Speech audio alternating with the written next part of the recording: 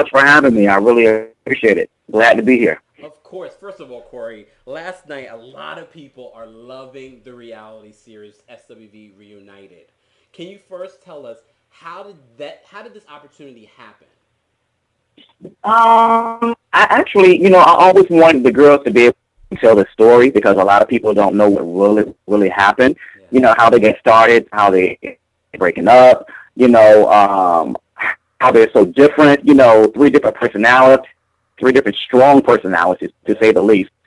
And I really felt compelled for their story to be told. I wanted to get their story out. So we had shot a pilot, and the pilot didn't go like what we thought, but it was enough to gain some interest. I did go to BET, TV1, and Centric, and really didn't get a response if that was needed, to try to move forward with them. So I just actually picked up the phone one day and called WeTV. Wow. I picked up the phone maybe a week before I Missed Us came out because we weren't going. I mean the treatment and actual the sizzle reel that we shot. We wasn't really getting traction like we needed to, and I just thought, I got to do something about it because time is ticking. Yeah.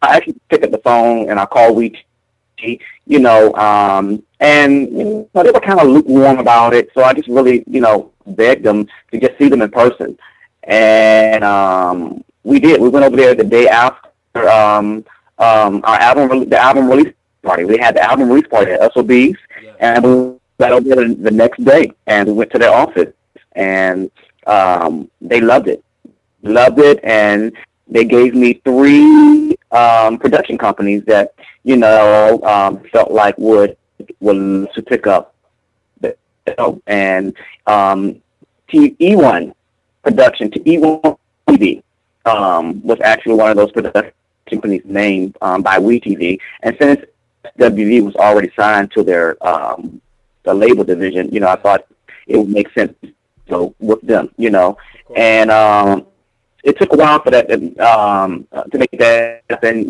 They really wasn't, they really wasn't interested, regardless of what WeTV said and all of that.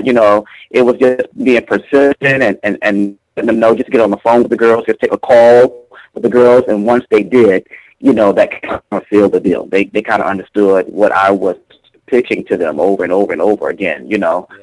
So that's how that really happened. And I remember you mentioning this whole reality series a while ago. So, and now that you've given us sort of the timeline, it makes sense on why it's taken so long in the process that it takes for this reality series to come together. What was your, I want to kind of backtrack so people really get to know the history as they watch SWV Reunited in the coming weeks. But what was your response to what you saw in the first episode?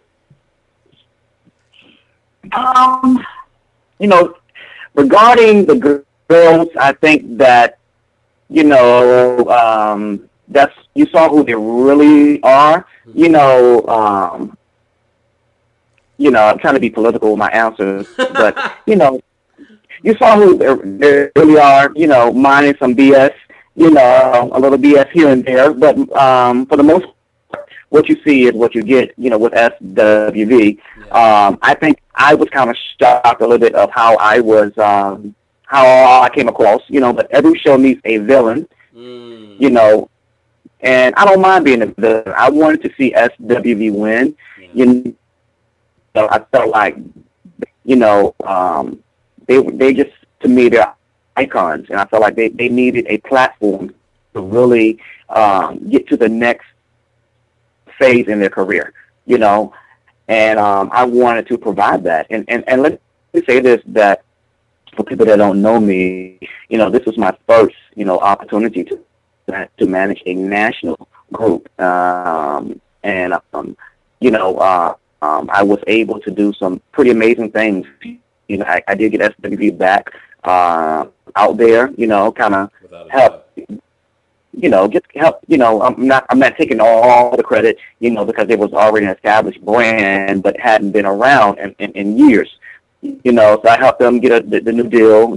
I knew this was nominated for Grammy, Soul Train, album of the year, single, If Only You Knew, for Grammy. I did get them on a tour, just help them, just get back out there, what I'm saying, do what they do, what they love to do. Because I really, really believe in them. I believe in the brand, and I believe that they were bigger than any of their issues, because they had a lot of issues, but I just believe that they were bigger than their issues, and I wanted them to keep going. So, I did everything in my power to make that happen, most definitely. If you guys just tuned in, we're here with Cory Taylor from the new reality series, WeTV's reality series, SWV Reunited. Cory, there were some things in there that if it was me, I would have been a little offended by what some of the things that people were saying about you on the show. Especially what Taj was saying, calling you like a lapdog for Coco. How did you get involved with SWV in the beginning? How did you become the manager? Well, let me explain that comment that Taj makes. There's no secret. Taj has always felt like that, but she just didn't.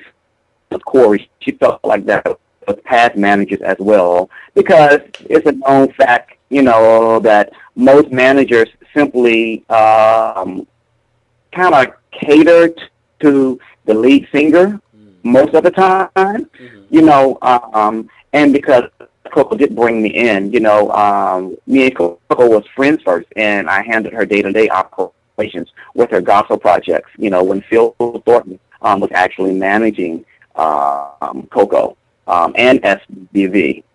I became her manager, her full-time manager during her second gospel project.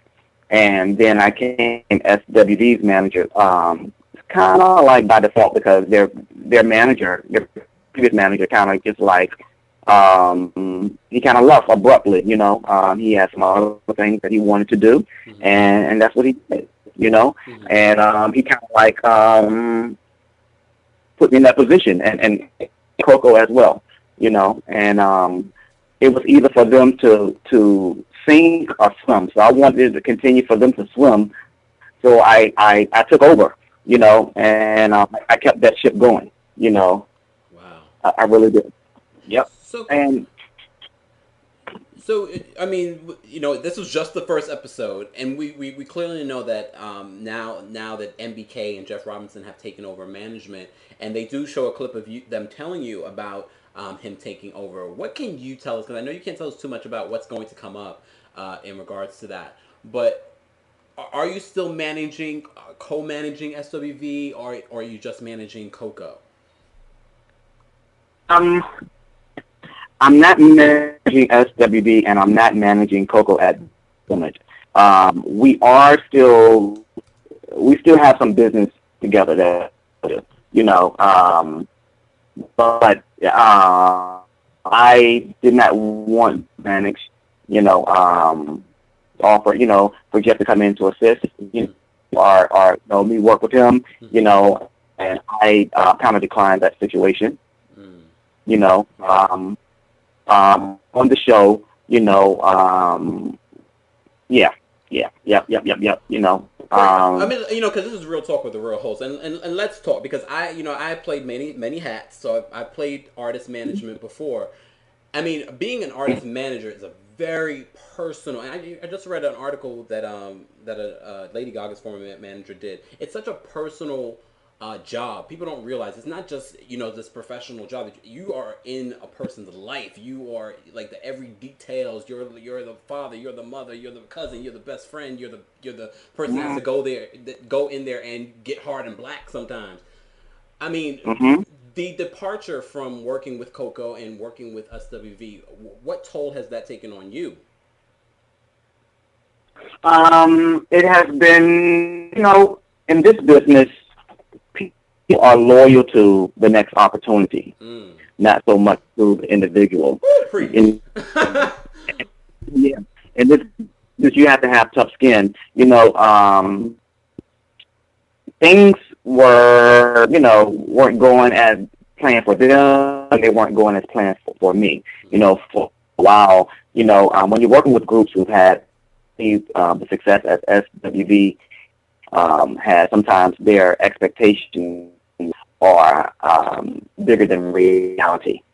We're living in a different day in the music world, and a lot of the artists sometimes who achieved the success back in the 90s, sometimes their thinking is still back in the 90s, and it's a different day,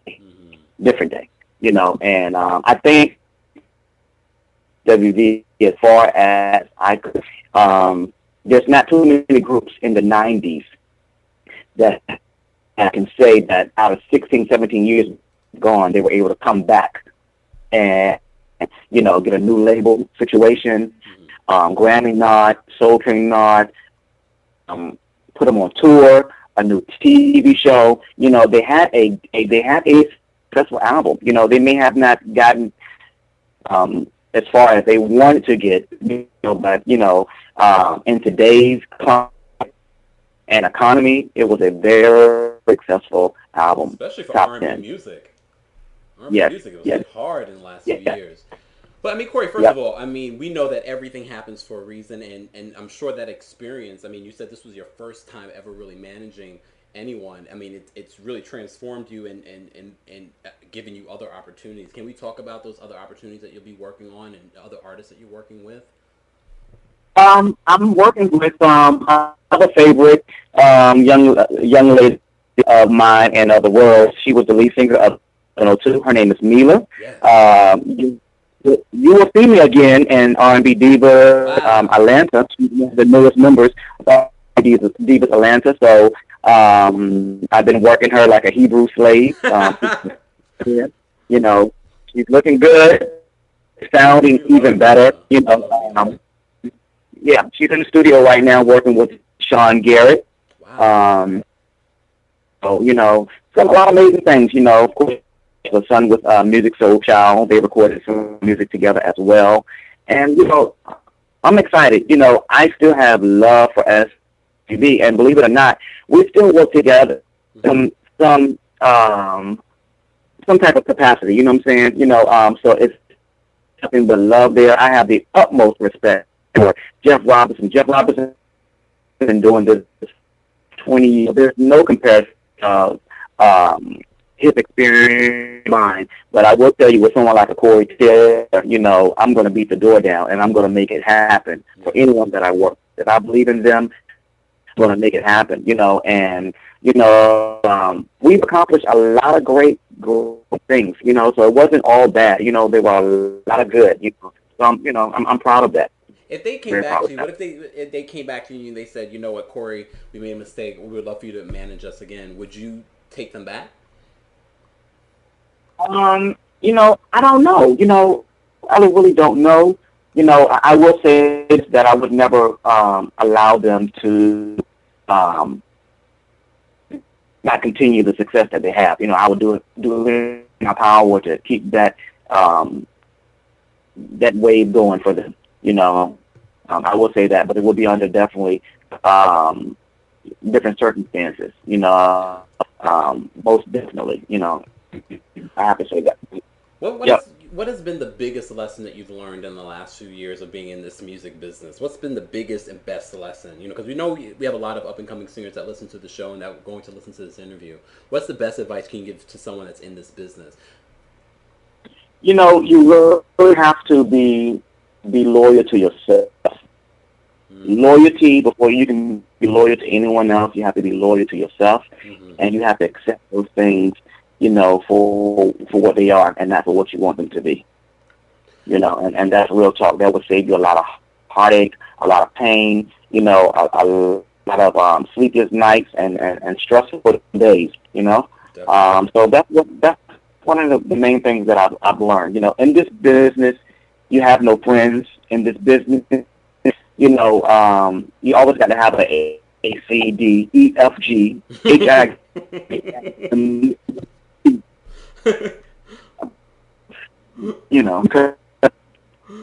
It's not tomorrow. Tomorrow is not promised to anyone. Yeah, we have to have that. How many more are you in the season? Are you throughout the entire season of SWV Reunited? Yes, I am. I am. I serve as the executive producer of the show, but I am in majority of the scenes, episodes. Yep.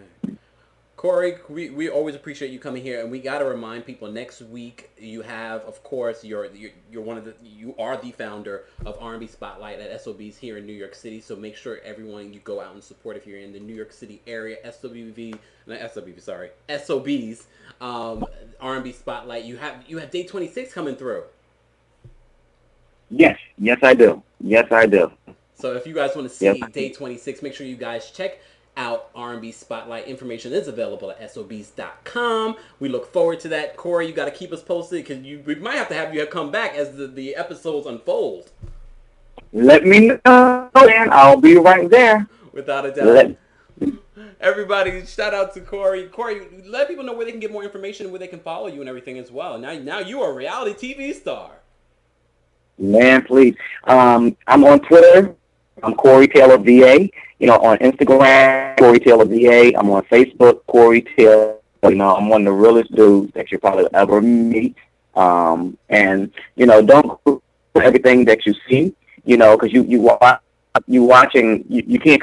can't kind of side someone's life watching a couple of episodes of reality TV. You know what I'm saying? Because everything is always what it seems. Without a doubt. We will be watching SWV Reunited on WeTV Thursday nights. Was it 10 o'clock on Thursday nights? Yes. Yes. We'll definitely be watching. Cory, thank you so much for being here. And again, guys, don't forget SOBs next Sunday, R&B Spotlight featuring Day 26 and a lot of really great up-and-coming artists as well. It's, of course, TKIF and Campus Friday here on KEMPIRERadio.com.